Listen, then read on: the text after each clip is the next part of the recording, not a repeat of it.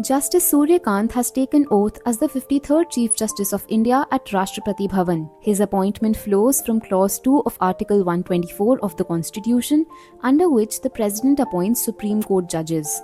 He will serve until February 2027, giving him one of the longer CJI tenures in recent years.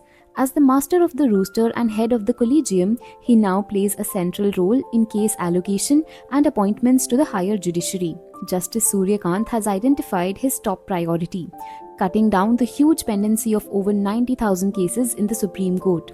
Under his leadership, reforms in listing and case management are expected. His tenure becomes even more important because of the ongoing Special Intensive Revision case, a massive citizenship verification exercise now covering 51 crore people in 12 states and UTs. The Supreme Court will have to decide the big constitutional question: is the SIR exercise itself valid under the Constitution? Justice Kant is known for his calm, dialogue-driven approach. As a Supreme Court judge, he had helped diffuse the farmers' protest deadlock by nudging both sides to negotiate. In the Ranveer Allahabadiya case, he clearly distinguished humor from vulgarity, stressing responsibility in public speech.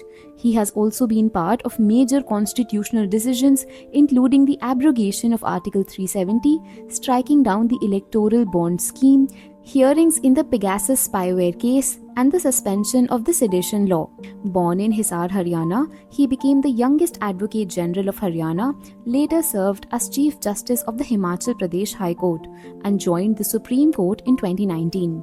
With significant constitutional powers, key pending cases, and a heavy docket, all eyes are now on how the 53rd CJI navigates this crucial phase for India's judiciary.